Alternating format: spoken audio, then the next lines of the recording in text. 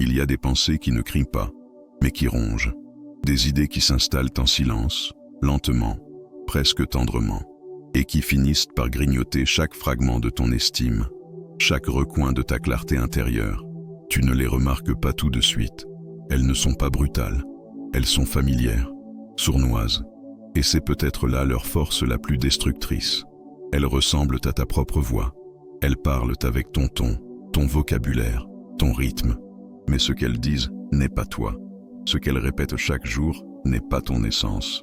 Ce sont des résidus de blessures anciennes, des réflexes de survie devenus des prisons mentales. Tu connais ces phrases. Je ne suis pas assez. Je vais encore échouer. Les autres sont meilleurs. Et au début, tu les ignores. Puis elles deviennent bruit de fond. Puis elles deviennent normes. Et un matin, sans comprendre comment, tu te lèves déjà fatigué, non pas par le monde, mais par ton propre monde intérieur. Ce dialogue intérieur devenu monologue destructeur. Ce poison lent que personne ne voit, mais que toi, tu ressens à chaque instant. Sénèque disait, « Les pensées négatives sont aux émotions ce que la pourriture est aux fruits. Elles ne se voient pas à l'extérieur, mais détruisent tout de l'intérieur. Et tu le sais, tu le sens, tu l'as peut-être déjà vécu. Ce n'est pas ce que les autres t'ont dit qui te fait le plus mal aujourd'hui. C'est ce que tu t'es répété, jour après jour, quand personne ne te regardait, quand le silence remplissait la pièce et que seule ta voix intérieure résonnait. Mais cette voix-là, tu peux la transformer, pas en la combattant, pas en la niant, mais en l'écoutant autrement, en te souvenant que toutes les pensées ne méritent pas d'être crues, que toutes les phrases venues de toi ne viennent pas forcément de ce qu'il y a de plus sage en toi. Épictète nous le rappelle, ne subis pas tes pensées, choisis celles qui servent ta sagesse, car penser n'est pas subir. Penser, c'est sélectionner, c'est éclairer, c'est choisir avec douceur ce que tu veux nourrir. Ce que tu vis n'est pas une fatalité. Ce que tu ressens n'est pas une condamnation. Ces pensées que tu traînes ne sont pas des vérités. Elles sont des constructions, des habitudes, des mémoires. Et si elles se répètent, c'est parce qu'elles ont été écoutées plus souvent que les autres. Mais tu peux aujourd'hui ouvrir un autre chemin. Un chemin où ta pensée devient alliée, non ennemie. Où ton mental devient refuge, non tribunal. Tu n'as pas été faible. Tu as été humain. Tu as fait ce que tu pouvais, avec les outils que tu avais. Et parfois, pour survivre, il fallait se méfier de soi, douter de soi, se diminuer avant que le monde ne le fasse. Mais maintenant tu choisis. Tu choisis de voir ce poison, de nommer ces voix, non pas pour les chasser, mais pour leur redonner leur juste place, celle de vieux réflexes que tu n'as plus besoin d'écouter. Ce que tu cherches, ce n'est pas un esprit parfait, c'est un esprit en paix. Ce que tu désires, ce n'est pas de tout contrôler, c'est d'alléger ce poids invisible que tu portes depuis trop longtemps. Et si cette paix commence aujourd'hui, elle commence ici. Dans cette reconnaissance silencieuse, je ne suis pas ce que je pense quand je vais mal. Je suis ce que je choisis de penser quand je veux vivre. Voilà peut-être ta première libération, celle qui ne fait pas de bruit, mais qui change tout. Il y a des pensées qui commencent par un simple soupir, une insatisfaction, une déception passagère. J'ai mal parlé, j'ai oublié encore, j'aurais pu faire mieux. Et au lieu de s'arrêter là, cette pensée se transforme, enfle, se déforme. Elle prend de la place. Elle s'enroule autour d'autres souvenirs, d'autres doutes, d'autres critiques anciennes. Et ce qui n'était qu'une remarque intérieure devient avalanche. Tu n'as pas simplement oublié quelque chose. Tu es toujours distrait. Tu n'as pas juste été maladroit. Tu es toujours nul, En quelques secondes, la pensée a glissé. Elle est devenue verdict. Cette mécanique est presque invisible. Elle est rapide, automatique, répétée. Et pourtant, elle t'abîme. Elle t'isole. Elle altère la manière dont tu te vois, dont tu te parles, dont tu vis. Une simple erreur devient une preuve. Une maladresse devient une confirmation. Et bientôt, tu ne cherches même plus à prouver le contraire. Tu acceptes l'étiquette. Tu portes le masque. Tu fais comme si cette pensée était toi. Et c'est là que commence le vrai danger, quand tu oublies que tu peux penser autrement. Il faut du courage pour arrêter cette boule de neige, parce qu'elle roule depuis longtemps. Depuis l'enfance parfois, depuis ses premiers jugements reçus sans filtre, ses regards, ses silences, ses critiques dites à la légère. Tu ne les as pas oubliées, ton esprit les a gardées, et à chaque nouvelle erreur, il les convoque, comme un dossier prêt à servir de preuve contre toi. Mais Sénèque t'invite à autre chose. Il ne dit pas de nier, il ne dit pas de se flatter. Il te rappelle simplement que ce que tu crois vrai n'est pas toujours juste, que ce que tu répètes n'est pas toujours sage. Et si chaque pensée négative n'était pas une vérité, mais un choix, une réaction, une habitude, un sentier mental que tu as emprunté trop souvent et qui est devenu automatique, alors le travail n'est pas de détruire ces pensées, mais de les voir, de les nommer, de dire « là, je me parle mal, là, je me juge trop vite ». Et dans cette prise de conscience, tu ralentis la chute, tu allèges la pente. L'effet boule de neige n'a pas besoin d'un mur pour s'arrêter. Il a besoin d'un souffle, d'un moment de clarté, d'un regard intérieur qui ose dire « je ne suis pas cette pensée ». Une erreur n'est pas une identité. Une chute n'est pas une définition. Ce que tu vis n'est pas une condamnation. C'est une expérience, une occasion, une leçon. Tu n'as pas à devenir ton propre bourreau. Tu n'as pas à te condamner à chaque pas. Tu peux apprendre à parler à toi-même comme tu parlerais à un enfant fragile, avec douceur, avec mesure, avec vérité. Et la vérité, ce n'est pas ce que la peur te dit, c'est ce que la sagesse te murmure. Tu es en train d'apprendre. Et c'est assez pour aujourd'hui. Alors la boule de neige s'arrête. Non pas parce que tu as crié dessus, mais parce que tu as choisi de ne plus la nourrir. Parce que tu as choisi, enfin, de te traiter avec respect, même dans l'erreur. Surtout dans l'erreur. Tu peux marcher dans la rue, répondre à des messages, faire semblant de participer à une conversation, et pourtant être absent, Tu peux être là, physiquement, mais enfermé, dans une boucle intérieure, un circuit fermé de pensées qui tournent, encore et encore, sans jamais offrir d'issue. Ce n'est pas une crise visible, ce n'est pas une panique violente, c'est une forme d'errance mentale, douce en apparence, mais épuisante. Un labyrinthe dont tu ne trouves plus la sortie. Tu répètes les mêmes inquiétudes, tu analyses les mêmes phrases, tu revis les mêmes scènes, et chaque détour mental te ramène au même endroit. Le doute, l'incertitude, la peur de mal faire, et surtout, cette impression sourde que tu es seul, dans ta tête, prisonnier, de ton propre regard. Et à force d'y rester enfermé, tu finis par croire que tout le monde pense comme toi, que les autres voient en toi ce que tu vois, que tes pensées sont la vérité absolue. Mais ce que tu penses n'est pas toujours ce qui est. Ce que tu ressens n'est pas toujours ce qui se passe. Et le regard que tu poses sur toi, surtout quand tu es fatigué, stressé, blessé, n'est pas neutre. Il est chargé, il est coloré, il est souvent plus dur que juste. C'est là que Sénèque intervient. La liberté commence là où cesse le regard des autres. Mais parfois, il faudrait ajouter, elle commence aussi là où cesse le regard déformé que tu portes sur toi-même. L'enfermement mental naît souvent du besoin de tout comprendre, de tout contrôler, de tout anticiper. Tu crois qu'en pensant encore un peu plus, tu vas trouver la paix.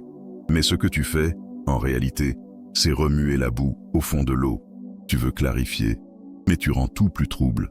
La solution n'est pas dans une pensée de plus, elle est parfois dans une pensée de moins, dans un silence, dans une respiration, dans un détour par le réel. Regarder autour de toi, sentir ton corps, revenir à ce que tu vois, ce que tu entends, ce que tu touches. Ce n'est pas fuir, c'est se rappeler que la vie ne se passe pas dans ta tête, elle se passe ici, maintenant. L'obsession mentale te fait croire que tu as le contrôle, mais elle t'enlève la liberté de ressentir, de bouger, d'être. Elle t'enferme dans une pièce sans fenêtre, alors que la porte est là, ouverte, depuis toujours. Tu n'es pas ce labyrinthe, tu n'es pas cette boucle. Tu es plus vaste que tes pensées. Tu es plus calme que ton mental agité. Tu es capable de voir la pensée, sans devenir la pensée. Capable de dire « ce que je pense n'est pas tout ce que je suis ». Et dans cette simple phrase, un espace s'ouvre, une lumière entre, une perspective revient. Tu n'es plus seul. Tu reviens à toi, à cette partie de toi qui voit sans juger, qui écoute sans enfermer, qui respire sans se débattre. Et c'est peut-être cela, la vraie sortie. Ce moment où tu comprends que tu n'as pas besoin de résoudre chaque pensée pour retrouver la paix. Tu as juste besoin de cesser de t'identifier à elle et d'oser croire, ne serait-ce qu'un instant, qu'en dehors du mental, il y a toi, entier, présent, libre. Il y a ce moment étrange où tu veux bouger, mais tu ne bouges pas. Tu veux essayer, mais tu restes figé. Tu sais ce que tu pourrais faire, Tu ressens même une envie discrète, un élan.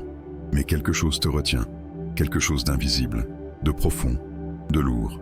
Une peur qui ne crie pas, une peur qui chuchote. Et si tu échouais encore? Et si tu te ridiculisais? Et si ce n'était pas le bon moment? Et alors tu choisis de ne rien faire. Non pas par paresse, non pas par indifférence, mais parce que rester immobile semble plus sûr que de risquer une chute. Cette paralysie, c'est l'une des formes les plus subtiles de l'autosabotage. Tu n'as pas renoncé, tu n'as pas abandonné, tu es juste resté, là, à la frontière du mouvement. Et avec le temps, cette frontière devient un mur. Plus tu attends, plus tu doutes. Plus tu doutes, plus tu retardes. Et bientôt, tu ne sais même plus si tu veux encore avancer. Tu observes les autres vivre, choisir, agir.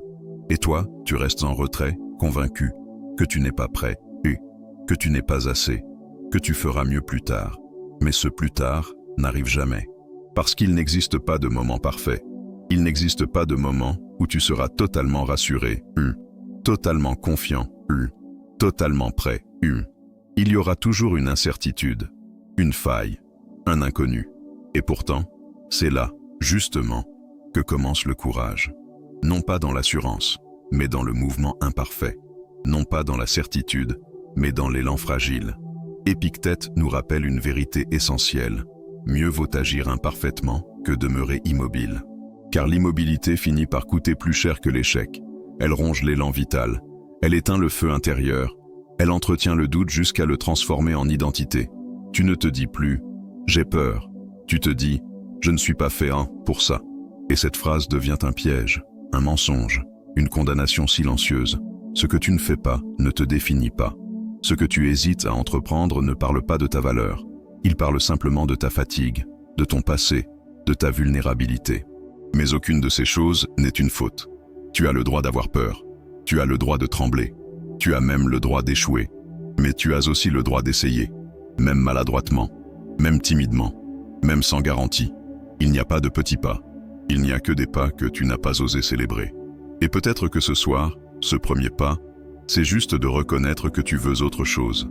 Que tu en as assez de l'attente, de l'autoparalysie, de la prudence excessive. Peut-être que tu n'as pas besoin de tout changer. Juste d'oser. Juste de faire un geste, aussi infime soit-il, vers cette vie qui t'appelle doucement depuis l'intérieur. Et si tu tombes, tu te relèveras, pas plus faible, mais plus vivant. Parce que tu auras prouvé à toi-même que tu peux bouger, même avec la peur, même avec le doute, parce que tu auras cessé d'être spectateur, triste, de ta propre vie. Et dans ce simple mouvement, dans cette décision douce de te mettre en marche, il y aura déjà une victoire, une respiration nouvelle, une réconciliation entre ce que tu ressens et ce que tu oses enfin vivre. Il y a une fatigue que le sommeil ne répare pas, une lassitude discrète, installée au creux de la poitrine, qui ne vient ni d'un effort physique, ni d'un excès de travail. C'est une fatigue plus sourde, plus profonde, celle de porter, chaque jour, un dialogue intérieur trop bruyant, celle de vivre avec des pensées qui ne laissent aucun répit, qui questionnent tout, qui critiquent tout, qui remettent tout en doute. Et cette voix-là, tu ne peux pas l'éteindre en fermant les yeux, parce qu'elle habite tes silences, tes attentes, tes moments de pause.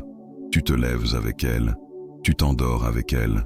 Elle commente, elle compare, elle exige, elle soupire. Elle veut que tu sois meilleur, plus rapide, plus fort, plus sage. Et à force, tu n'entends plus que cela. Même quand le monde te fait des compliments, même quand les choses vont bien, elle trouve toujours une faille. Une chose que tu aurais pu faire autrement. Un détail qui n'est pas assez. Et tu t'épuises. Non pas parce que tu n'es pas à la hauteur, mais parce que tu es trop souvent en guerre contre toi-même. Cette guerre, tu l'as peut-être confondue avec de l'introspection. Tu t'es dit, je réfléchis, je me remets en question, je veux avancer. Et oui, l'introspection est précieuse, mais pas quand elle devient acharnement, pas quand elle ne laisse plus de place à la douceur. L'introspection ne devrait pas t'épuiser, elle devrait t'éclairer, elle devrait te rendre plus libre, plus aligné, pas plus dur, pas plus tendu, pas plus distant de toi-même. Sénèque nous rappelle que l'esprit se fortifie par la mesure, non par l'acharnement. Ce n'est pas en ressassant tout le temps, que tu vas mieux comprendre. C'est en faisant de la place, en laissant du vide, en apprenant à respirer mentalement, à mettre un terme à certaines boucles de pensée, non pas parce qu'elles sont résolues, mais parce qu'elles sont devenues toxiques, inutiles, délétères. Tu as le droit de te reposer de toi. Tu as le droit de ne pas réfléchir à tout, de ne pas analyser chaque geste, chaque mot, chaque émotion.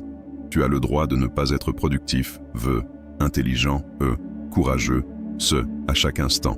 Parce que tu es vivant, parce que tu es humain. Et parce que même la terre la plus fertile a besoin de repos entre deux saisons. Tu n'as pas à justifier ton besoin de silence. Tu n'as pas à te sentir coupable de vouloir moins penser. Et si tu osais, ce soir, poser tes pensées, juste quelques-unes, celles qui reviennent sans te nourrir, celles qui tournent sans t'élever, celles qui, sous prétexte d'exigence, te vident de toi. Tu ne leur dois rien. Elles ne sont pas ta conscience. Elles ne sont pas ton identité. Ce sont des constructions, des échos, des réflexes. Et tu peux, lentement, choisir une autre voie, plus douce, plus lucide, plus ancrée. La paix mentale ne se trouve pas dans le contrôle absolu. Elle se trouve dans l'équilibre, dans la clarté, dans la capacité à dire « Je pense oui, mais je ne me perds plus dans mes pensées ». Et dans cette déclaration silencieuse, tu retrouves un peu d'espace, un peu de souffle, un peu de lumière. Assez peut-être pour recommencer à te sentir vivant, sans te sentir toujours vidé. Il y a des jours où tu te lèves plutôt bien. Rien d'alarmant, rien de triste. Ton esprit est calme, ton corps réceptif, ton cœur disposé.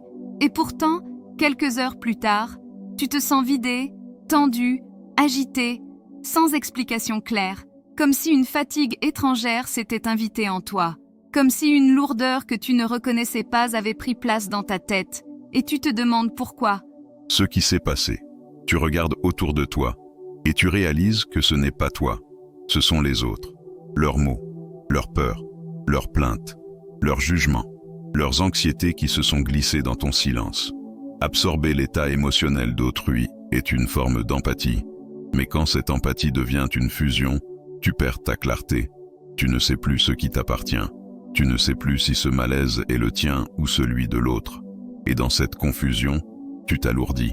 Tu prends sur toi des douleurs que tu n'as pas créées. Tu portes des colères que tu n'as pas choisies. Tu t'inquiètes pour des choses qui ne dépendent même pas de toi. Tu crois parfois que c'est ta responsabilité, que c'est une forme d'amour, de loyauté, d'attention.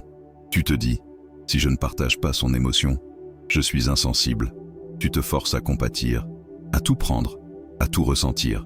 Mais en faisant cela, tu t'oublies, tu t'effaces, tu deviens un réceptacle, une éponge. Et à force d'absorber tout, tu ne sais plus te reconnaître. Épictète, avec sa sagesse tranquille, rappelle ceci. Porte tes propres jugements, pas ceux des autres. Cela ne veut pas dire devenir froid. Cela ne veut pas dire se fermer.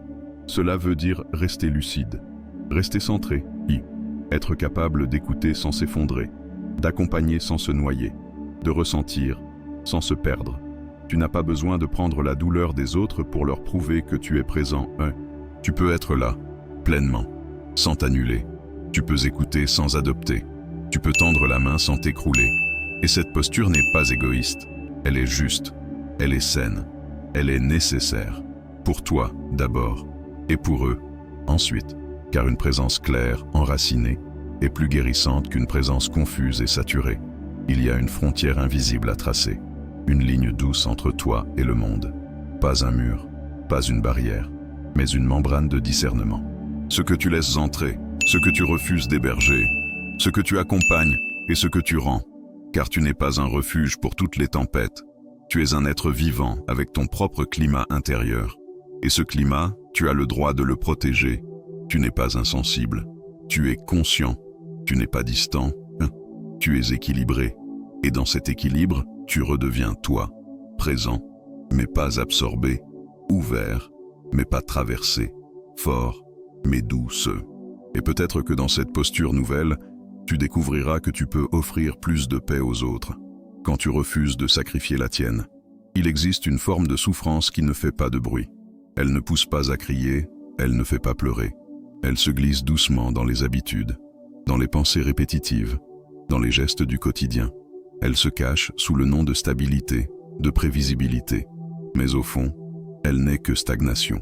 C'est cette sensation étrange d'être en sécurité, dans un inconfort familier, Ce moment où tu sais que tu tournes en rond, mais où sortir du cercle te semble plus dangereux que d'y rester. La pensée négative, dans ces cas-là, devient ton refuge. Tu la connais par cœur. Elle t'accompagne depuis longtemps. Elle te rassure par sa constance. Elle te dit que rien ne changera vraiment, que tu es ce que tu es, que tu ne vas pas te tromper si tu ne bouges pas. Et dans ce mirage de confort, tu t'endors. Pas physiquement, intérieurement.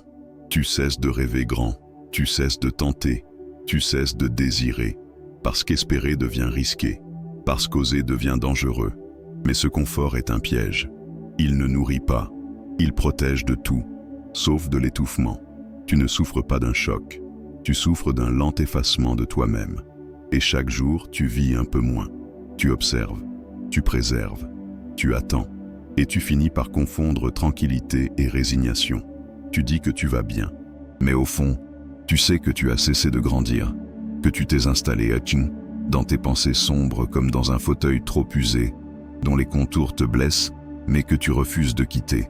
Sénèque l'avait pressenti avec une clarté brutale. La vertu naît hors de la zone de confort. Ce n'est pas dans la répétition des mêmes peurs, des mêmes doutes, des mêmes défenses que tu vas te révéler. C'est dans l'inconnu, dans le mouvement, dans le frisson de l'inattendu. Là où tu risques d'être jugé, là où tu risques d'échouer, mais aussi là où tu pourrais te rencontrer vraiment. Tu n'es pas né pour rester assis dans ta tête. Tu es né pour explorer, pour ressentir, pour tomber et te relever, pour créer et te tromper, pour aimer, même maladroitement. Et si aujourd'hui, tu ressens ce vide étrange malgré l'apparente sécurité, ce n'est pas un défaut, c'est un signal, un appel. Une voix qui te murmure que tu mérites mieux que la répétition de ta survie. Tu ne perds pas ton confort en changeant. Tu gagnes une vie plus large, plus vibrante, plus vraie. Et tu peux commencer doucement. Pas besoin de révolution. Juste un pas, une pensée différente, une action minuscule, un geste qui rompt le cycle. Tu ne sais pas encore où cela te mènera, mais tu sauras, dès le début, que tu as quitté le mirage pour enfin marcher vers le réel, vers toi, vers ce que tu n'oses plus espérer, mais qui t'attend silencieusement depuis toujours. Il y a des instants où tout semble immense, un mot de travers, un regard évité, un message sans réponse. Et soudain, ton cœur s'emballe, ton esprit s'agite et la pensée s'impose. C'est grave, ce détail devient central. Il occupe tout l'espace, il écrase tout le reste, et tu oublies. Tu oublies le contexte, tu oublies les nuances. Tu oublies que la vie est vaste, que tu es vaste, que ce moment n'est qu'un fragment de tout ce que tu es. C'est cela, la perte de perspective, une contraction de la conscience, une réduction de la réalité à ce qui fait mal, à ce qui dérange, à ce qui menace. Et plus tu restes dans cet état, plus tu deviens aveugle. Tu ne vois plus ce qui va bien, tu ne sens plus ce qui t'apaise, tu n'entends plus les voix douces autour de toi, tu n'as plus accès à la totalité.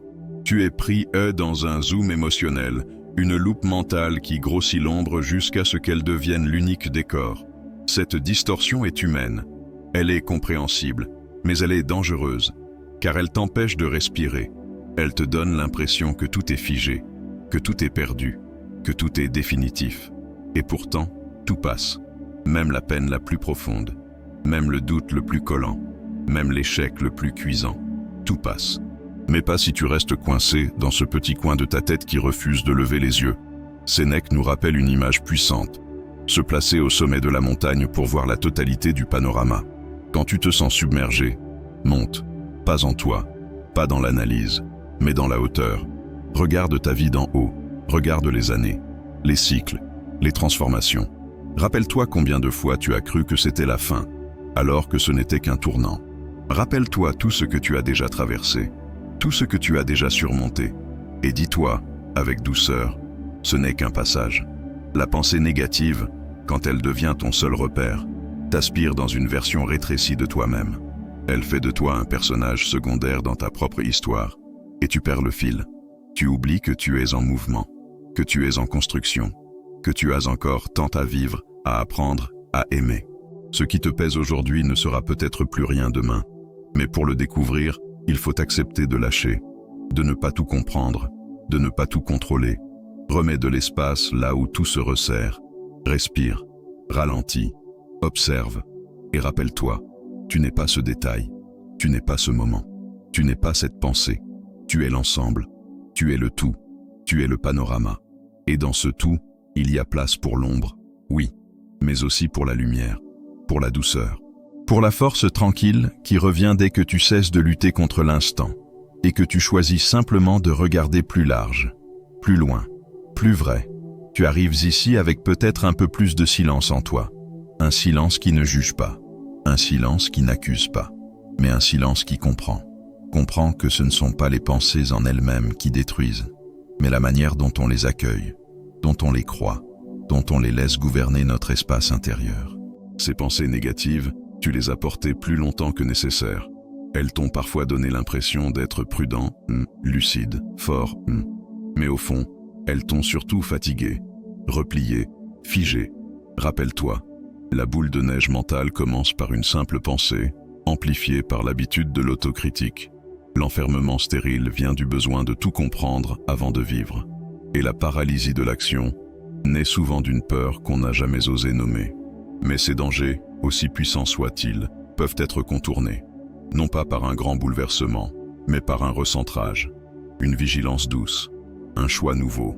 Sénèque, dans sa sagesse, nous souffle, maîtriser sa pensée, c'est régner sur son empire intérieur.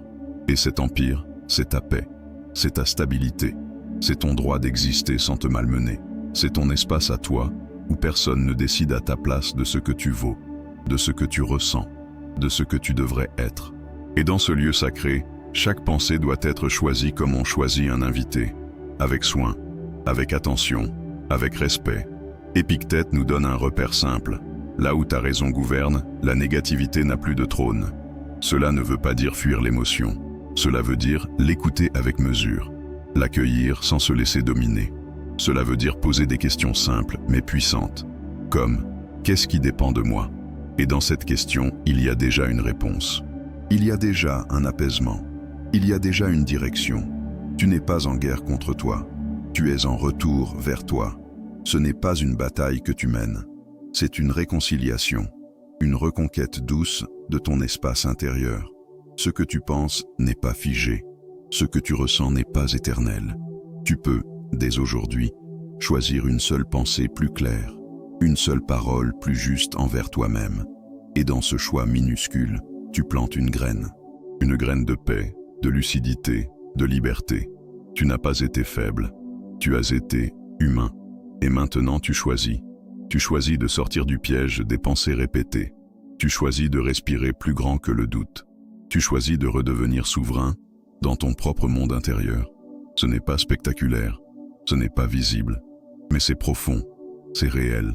Et c'est le début d'une paix qui, cette fois, ne dépendra plus de ce que tu ressens, mais de ce que tu choisis de croire. Enfin, pour toi,